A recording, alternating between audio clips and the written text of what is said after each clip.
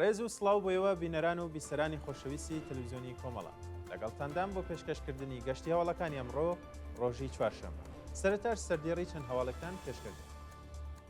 گیان بەخەتکردنی کۆڵبەرێک بە تەقەی هێزەکانی ڕژیم لە سەڵماس.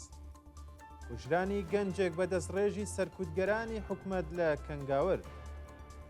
شەڕی چەکداری لەبانە و کوژران و برینداربوونی سێ هێزی ڕژیم. دەست بەسەرکردنی چەند هاوڵاتی لە کوردستان و ئێران. دۆخی خراپی تەندروستی دوو پەنابەری سیاسی کورد لە کەمپی دیپۆرتیەکانی تورکیا.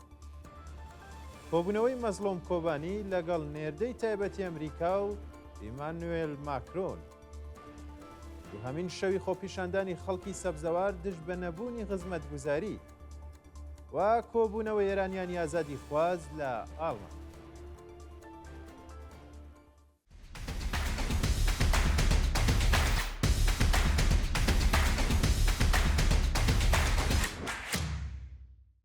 گیان بەخەتکردنی کۆڵبەرێک بە تەقەی هێزەکانی ڕژێم لە سەڵماس. ڕۆژی سێشەمە سیویەکی پوشپەر کۆڵبەرێکی خەڵکی گوندی گۆزەڕەشی سەر بە شارستانی سەڵماس بە ناوی لەتیڤ یاعقوبی تەمەن 45 ساڵ بە تەقەی هێزەکانی ڕژێم گیانی بەخەت کرد. بە پێڕاپۆرتی کۆڵبەر نیوز ڕۆژی چوارشەمە 25 پوشپەر لەتیڤ یاعقوبی بە تەقەی هێزەکانی ڕژێم لە سنووری سەڵماس بە سەختی بریندار و پاش چەند ڕۆژ بەستەری بوون لە نەخۆشخانە. ڕۆژی سێشەمە سیویەکی پوشپەر بەهۆی قورسی برینەکانی گیانی لەدەستداوە. کوژرانی گەنجێک بە دەستڕێژی سەرکوتگەرانی حکومەت لە کەنگاور. ڕۆژی دووشەمە سی پوشپەر گەنجێکی خەڵکی کوهدەشت بە ناوی بەهمەن کازمی بە دەستڕێژی گولەی سەرکوتگەرانی حکومەت لە شاری کەنگاوەری کرماشان گیانی بەخت کرد. بە پێڕاپۆرتەکان ئێوارەی دووشەممە هێزە ئینتیزامیەکانی حکومەت لە بازگەی پشکنینی کەنگاوەر ئۆتۆمبێلی بەهمەن کازمیان بەبێ ئاگادارکردنەوەی پێشوەخت داوەتە بەر دەستڕێژی گولە و لە ئەنجامی ئەو هێرشەشدا ناوبراو 10 بەجێ گیانی لەدەستداوە. بە پێی ئاماری ڕێکخراوەکانی مافی مرۆڤ بە دوای ئاگربەستی نێوان ئێران و ئیسرائیل بەلانی کەم 16 هەوڵاتی لەوانە کە هەندێکیان منداڵ بوون بە تەقەی ڕاستەوخۆی سەرکوتگەرانی حکومەت کوژراون. شەڕی چەکداری لەبانە و کوژران و برینداربوونی سێ هێزی ڕژیم. شەوی سێشەمە سیویەکی پوشپەر گروپێکی چەکداری هێرشی کردە سەر پازگای سەیرانبەندی بانە و لە کامێ و هێرشەشدا دوو چەکداری هەنگی مەرزی کوژراون و کەسێکی دیکەش بریندار بووە. بە پێڕاپۆرتی میدیاکانی ئێران گروپێکی نەناسرا و هێرشی کردوێتە سەر پازگای سەیرانبەندی بانە و شەڕ هاتووەتە ئاراوە. لە ئەنجامی ئەو پێکدادانەدا دوو هێزی هەنگی مەرزی کوژراون و کەسێکی دیکە بریندار بووە. تا کاتی دەڕشتنی ئەم هەواڵە هیچ گروپێک بەرپرسیارەتی و هێرشەی لەستۆن نەگرتووە. دەست بەسەرکردنی چەند هاوڵاتی لە کوردستان و ئێران. لە ڕۆژانی ڕابردوودا 4 هاوڵاتی لە شارەکانی شیروان، پیرانشار و بروجێر لەلایەن هێزە منێتیەکانەوە دەست بەسەر کراون. ڕۆژی یەکشەمە حەسەن ئەسکی بەغدادی لەلایەن ئیداری ئیتلاعاتی پیرانشارەوە بە بێ بەڵگەی قەزایی دەست بەسەر کراوە. ڕۆژی دووشەمە لە شاری شیروان مستەفا ڕەهنەما مامۆستای زمانی کوردی لە خۆراسانی شمالی لە هێرشی هێزە ئەمنیەتیەکان بۆ سەرماڵەکەی ڕەفێنراوە و هیچ زانیاریەک لەسەر چارەنووسی لەبەردەستدانیە. هەروەها ڕۆژی سێشەمە هێزەکانی حکومەت لە شاری بروجێرد هێرشیان کردە سەر بنەماڵەی دادخوازی ڕەزا موعەزەمی گودەرزی لە گیان بەخەتکردوانی شۆڕشی خەزەڵوەری 98 و دایک و باوکیە و هەمیشە زیندوەیان بە ناوەکانی ئەحمەد موعەزەمی گودەرزی و لەیلا سارمی دەست بەسەر و بۆ شوێنێکی نادیار گواستوەتەوە. دۆخی خراپی تەندروستی دوو پەنابەری سیاسی کورد لە کەمپی دیپۆرتیەکانی تورکیا. بە پێڕاپۆرتی ڕێکخراوەکانی مافی مرۆڤ لەیلا عەزیزی تەمەن 36 ساڵ و خەڵکی سەقز و هاوژینەکەشی بە ناوی ناسر مەحموودی تەمەن 38 ساڵ و خەڵکی بۆکان لە کەمپی ئاغری لە پارێزگای ئاگری باکووری کوردستان لە بارودۆخێکی سەختدا زیندانی کراون. بە وتەی ڕۆیا عەزیزی خوشکی لەیلا عەزیزی ناوبراو بەهۆی بەندکرانی درێژماوە و مەترسی ڕادەستکردنەوەیان لە ژێرگوشاری سەختی دەرونیدایە و نەبوونی خزمەتگوزاری سەرەکی تەندروستیانی خستوەتە مەترسیەوە. لەیلا عەزیزی و ناسر مەحموودی پێشینەی چالاکی سیاسیان هەیە و لە ئەگەری دیپۆرکردنەوەیان بۆ ئێران لەگەڵ سەپاندنی سزای قورس و نامرۆڤانە لەلایەن کۆماری ئیسلامیەوە ڕوبەڕوو دەبنەوە.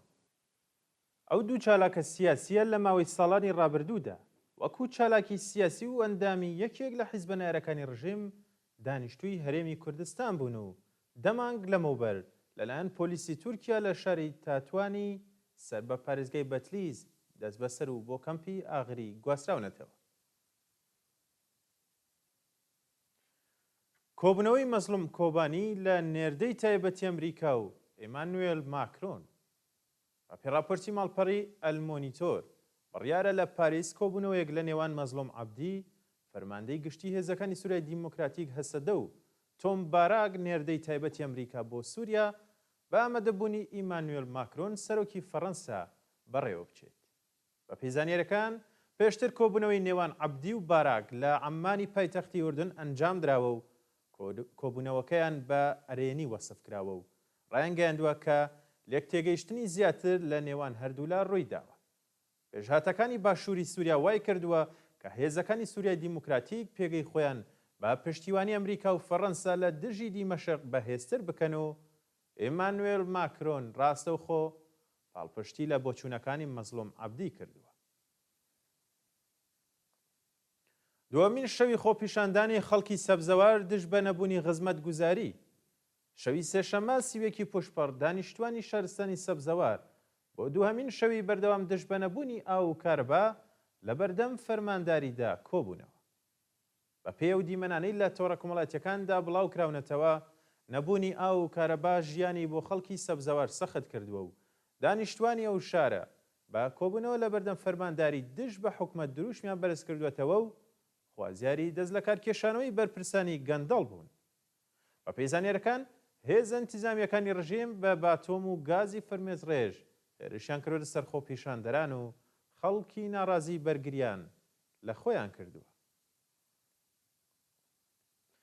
وەرگرتنی باج لە دوکاندارانی ئەفغانستانی لە زاهدان. ڕۆژی دووشەمە سی پوشپەڕ هێز ئەنتیزامیەکانی زاهدان هێرشیان کردە سەر دوکاندارانی ئەفغانستانی و باجیان لە خاوەن دوکانەکان وەرگرتووە. بە پێڕاپۆرتی حاڵوەش هێزەکانی کەڵانتەری چواردەی زەهدان بە شێوەی نایاسایی هێرشیان کردووەتە سەر دوکاندارانی ئەفغانستانی و خاوەن دوکانەکانیان دەست بەسەر کردووە. بە وتەی سەرچاوەکانی هەواڵ هێزەکانی حکومەت پاش وەرگرتنی باج خاوەن دوکانەکانیان ئازاد کردووە. بێکارکردنی 190 کرێکار لە کارخانەی نەساجی فیردەوس. کارخانەی نەساجی فیردەوس لە خوراسانی شومالی لە ڕۆژی یەکی پشپەڕەوە داخراوە و خاوەنکار 190 کرێکاری بێکار کردووە. بە پێڕاپۆرتەکان بەڕێوەبەرایەتی کارخانە هۆکاری داخرانی ئەو ناوەندەی بۆ بڕینی بەردەوامی کارەبا، سووتانی مەکینەکان و باجی قورسی ئیداری ماڵیات گەڕاندوێتەوە. بەرپرسانی کارخانە لە ئاگاداریەکدا ڕایانگەیاندووە کە تێچووی وەبەرهێنان وەڵام دەرەوە نییە و ناتوانن حەقی بیمەی پێرسۆنەلی شیرکەتیش پەرداخت بکەن.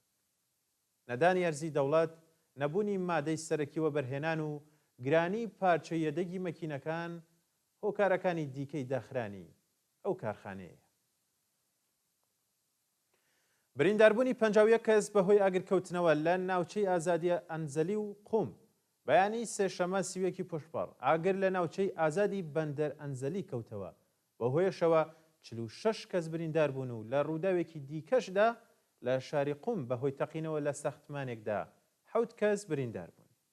بە پێزانیارەکان هۆکاری ئاگرکەوتنەوە لە ناوچەی ئازادی بەندەر ئەنزەلی هێشتا ڕوون نییە، بەڵام زیانێکی زۆر بە کاسبکاران گەیشتووە و 46 کەس بریندار و ڕەوانەی ناوەندە دەرمانیەکان کراون.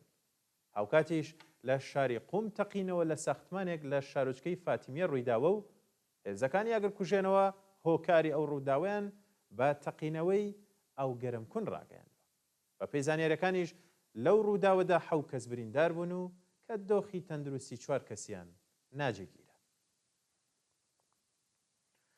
لە سێدارەدانی 2 بەندکراو لە سەبزەوار و کرمان لە ڕۆژانی ڕابردوودا حکمی ئەعدامی 2 بەندکراو بە تۆمەتی پەیوەندیدار بە مادەی هۆشبەر لە زیندانەکانی سەبزەوار و کرمان جێبەجێ کراوە. بە پێی راپۆرتی کانونی مافی مرۆڤی ئێران، 2 بەندکراو بەناوەکانی عەلی جوغەتایی و محەممەد ئەمین حەبیبی بە تۆمەتەکانی پەیوەندیدار بە مادەی هۆشبەر لە زیندانەکانی سەبزەوار و کرمان ئێعدام کراون. کوژرانی کچێکی گەنج لەلایەن بنەماڵەیەوە لە شەهر بابەک. لە ڕۆژانی ڕابردوودا کچێکی تەمەن 17 ساڵی خەڵکی شەهر بابەکی کرمان بە ناوی زەهرا شکاری لەلایەن بنەماڵەوە بە شێوەیەکی وحشیانە کوژراوە. بە پێزانیاریەکان ئەو ڕووداوە لە ڕۆژی یەکشەمە 22 پوشپەر ڕوویداوە و زاوای بنەماڵەکە کاتێک زانیویە زەهرا شکاری پەیوەندی سۆزاری لەگەڵ کوڕێکدا هەیە بە هاوکاری ماڵە خەزورانی ناوبراوی کوشتووە و دوجاریش هۆکاری گیان لە دەستدانی بە خۆکوژی ڕایانگەاندووە. لە هەواڵێکی دیکەدا پیاوێکی ئەفغانستانی بە بیانووی کارکردنی خوشکەکەی لە کارگەیەکی شاری چاران ئەسیدی بە سەر و چاویدا پرژاندووە و قوربانیش بینایی چاوێکی لەدەستداوە. وا دوایین هەواڵمان سەبارەتە بە کۆبنەوەی ئێرانیانی ئازادی خواز لە ئاڵمان. ڕۆژی سێشەمە سیوێکی پوشپەر کۆمەڵێک لە ئێرانیانی ئازادی خوازی ئەڵمان لە ئەکسیۆنێکی ناڕزایەتیدا دژبەی ئەعدامی بەندکراوان لەلایەن کۆماری ئیسلامیەوە خۆپیشاندانیان کرد.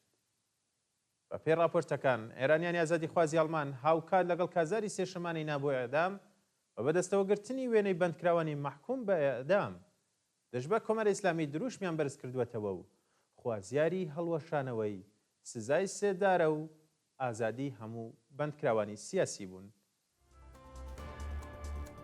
بەڵێ بینەرانی خۆشەویست گەشتی هەواڵەکانم پێشکەشکردن کات و ساتێکی خۆش.